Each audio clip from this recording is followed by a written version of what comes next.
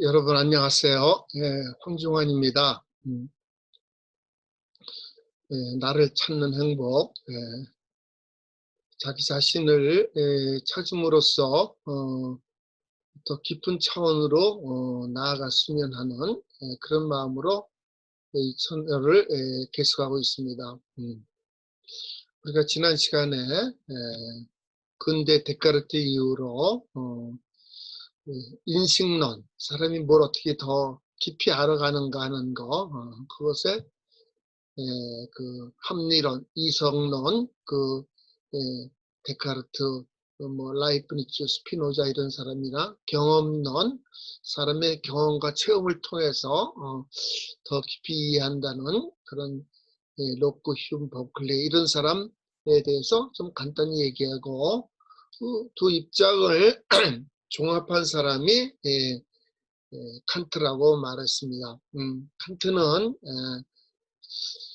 인간이 갖고 있는 독특한 그런 의식 구조가 있는데 그 의식 구조를 밝히고 인간만이 갖고 있는 고유한 그런 의식 일반 의식 구조, 좀 이렇게 통속적으로 얘기하면 인간이 쓴 그런 안경, 그것에 의해서 이해하는 것이다. 그렇게 말을 했습니다. 우리가 이렇게 보기에 우리 뭐 주위에 이렇게 뭐 책상도 있고 꽃도 있고 나무도 있고 방도 있고 이런데 이것이 사람이 갖고 있는 그 의식 구조에 의해서 이렇게 보이는 것입니다. 사람이 갖고 있는 우리들의 의식, 우리들의 그 범주에 의해서 이렇게 보이는 것입니다. 그래서 이제 이 칸트의 얘기를 나를 찾는 것이랑 관련시켜서 좀 얘기하면은 사실 뭐 우리가 뭐 삶이 무엇인가 하는 이런 궁극적인 질문을 하는데 사실은 내가 어떻게 보느냐에 따라서 달리 보이는 것이고 더 깊이 보이는 것이다. 그렇게 얘기할 수가 있습니다. 사실 뭐 이 우주의 끝이 어떻게 되어 있는지 누가 알겠어요. 그러나 전문적인 그 천문학자는 보통 사람들보다는 더 깊이 그것을 우주를 보고 있습니다. 그래서 우리가 이 칸트의 얘기를 나를 찾는 그 행복이라는 그런 차원에서 봤을 때에 나의 보는 시각이 더 깊어질수록 더 세상을 깊이 이해하고 또 나 자신을 더 깊이 찾아갔으니까 좀 더 행복하게 살 수 있는 것이다. 그렇게 볼 수 있습니다. 그래서 서울에 양화진 거기 가면 그 절두산 묘지가 있습니다. 거기 한강이 있고요. 사실 뭐 보통 사람의 눈에는 그냥 이렇게 다리가 있고 강이 흐르는 겁니다. 그러나 거기서 지금부터 한 200년 가까이 전에 되게 그 가톨릭 신앙, 본 그리스도 신앙을 고백하느냐 그렇지 않느냐에 따라서 많은 사람이 거기서 생명을 잃게 되었고 또 그리스도 신앙에서 얘기하면 하나님께 대한 마지막 충성으로 자기 목숨을 바꿨던 그랬던 것이 있습니다. 거기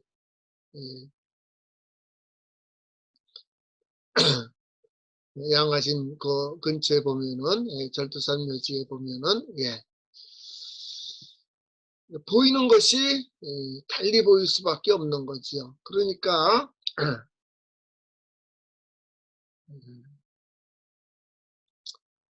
세상이 어떠냐, 삶이 어떠냐, 그것은 내가 얼마나 깊은 차원으로 가느냐에 따라서 달리 보이는 것이다. 세상 자체가 어떤 것이라기보다는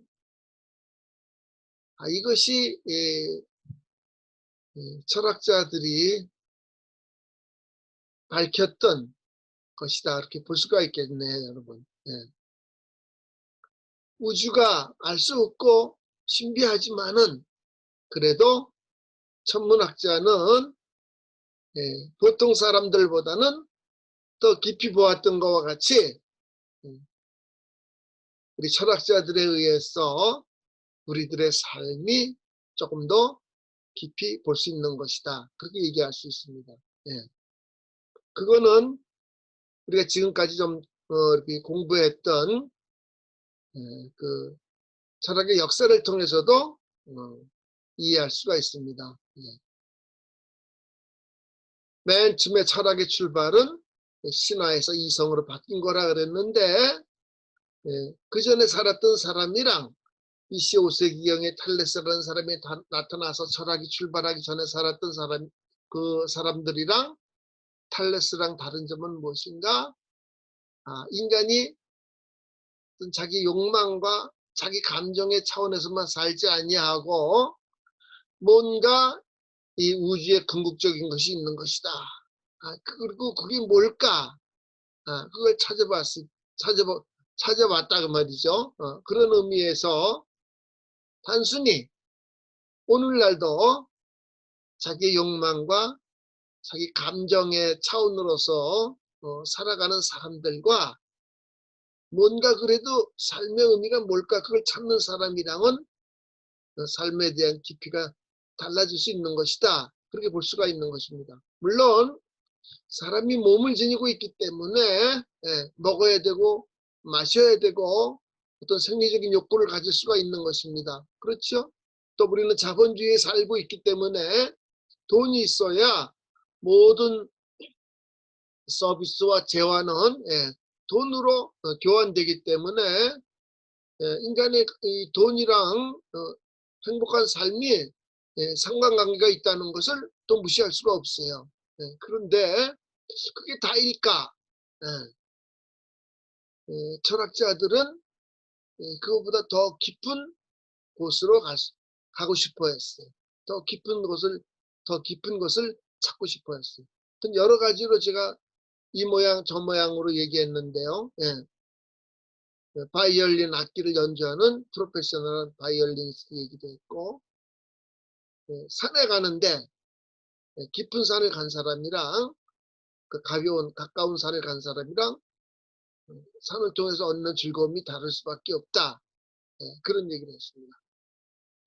자, 그러면 여러분 우리가 구체적인 삶에 있어서 어떤 사람의 그 본성 속에 어떤 영원한 것을 동경하는 것이 있다 그랬어요.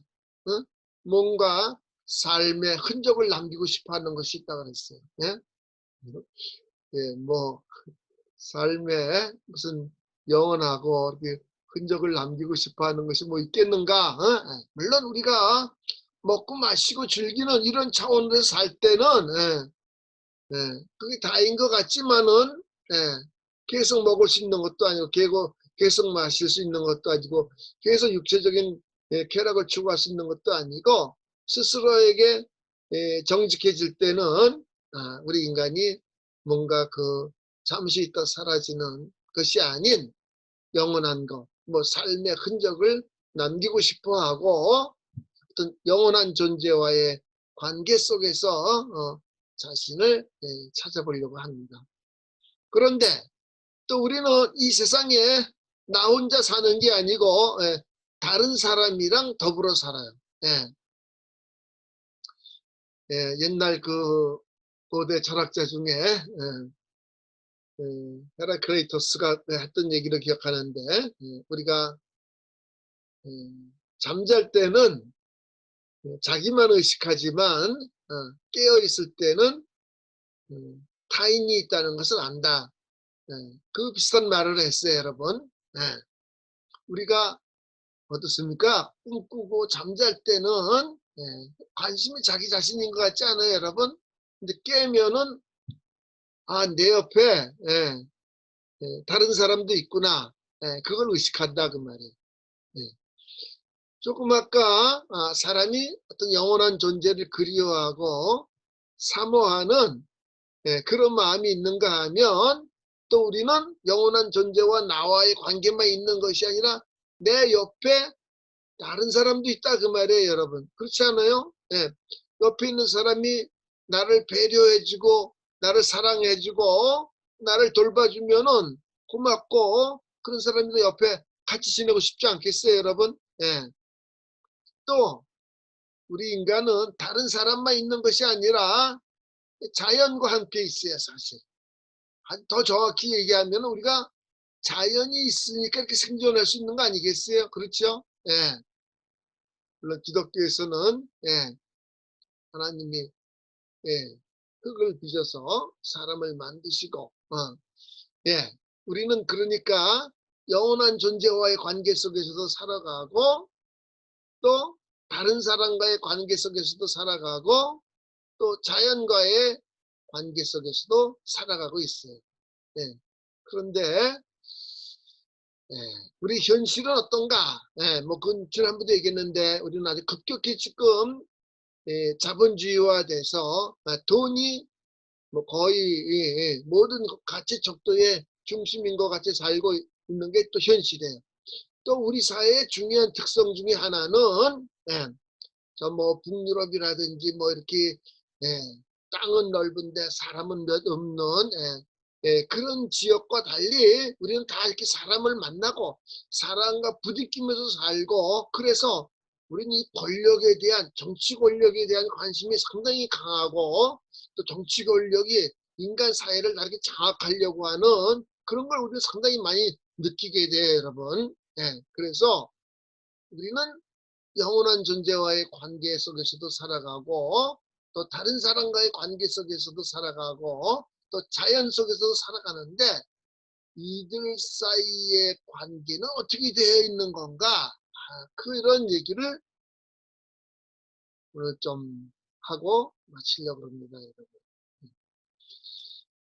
이 힌트는 어디서 얻었냐 하면은 제가 주로 공부하는 킬케고아라는 사람이 쓴 사랑의 역사라는 책에서 이 힌트를 얻었어요, 여러분. 사랑의 역사라는 건 역사에서 여기서 일이라고 말해. 어떻게 하면 사랑을 할 수가 있겠는가?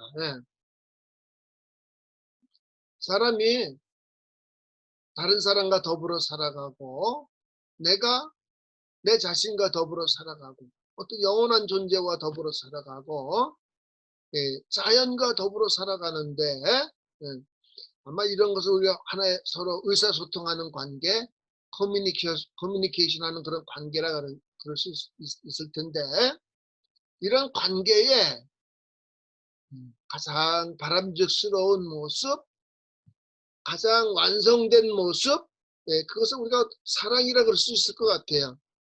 그렇지 않습니까?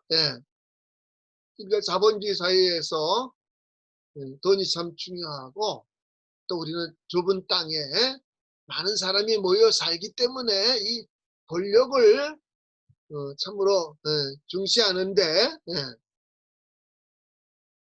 돈과 권력이 다일까? 인간들 사이에 이 서로 사랑하는 것, 자기 자신을 사랑하는 것 이것은 때로는 우리가 돈보다 더 중요하게 여기는 게 아닌가 심지어 권력보다도 더 중요하게 여길 수 있는 게 아닌가 그런 생각을 합니다, 여러분. 그래서 길케고아가 쓴 그 사랑의 역사라는 책에 보면은 우리가 이거는 내가 여러분 몇 번도 반복했는데 다른 사람과 관계를 맺고 오늘날에는 뭐 길게고하는 그게 환경 문제가 이렇게 문제시 됐을 때 그때 살았던 사람이 아니죠. 1813년부터 1855년도까지 살았던 사람이 오늘날 이렇게 환경 문제가 문제시 돼서 우리가 어떻게 하면 자연과 이 바람직스러운 관계를 맺을 수가 있겠는가? 그것도 오늘 큰 문제예요, 여러분. 그렇죠? 이게 자꾸 지구가 따뜻해지고 그래서 어쨌든 다른 사람과 관계를 맺고 자연과 관계를 맺는데 그 관계는 어디서부터 오는 거라고 여러분? 내가 내 자신과 관계를 맺는 데서도 오는 것이에요. 그러니까 여기서 좀 직접적으로 얘기하면 여러분, 자기 자신을 귀하게 여기는 사람만이 다른 사람을 귀하게 여길 수가 있어요. 우리가 뭐 교만하고 오만하고 그러면 안 되겠지만은 자기 자신을 귀하게 여겨야 되는 것입니다. 그렇죠? 애완동물 키우는 사람은 강아지, 고양이도 얼마나 귀하게 여기는지 모르겠어. 그릇 같은 거 좋아하는 사람은 아주 좋은 그릇을 되게 이렇게, 이렇게 핸드폰, 시계, 이런 거, 이런 물건 같은 것도 이렇게 귀하게 여기는데 우리가 자기 자신을 귀하게 여기겠어요, 여러분. 그러면 이 관계를 내가 내 자신과 맺는 관계라 그랬어요, 여러분.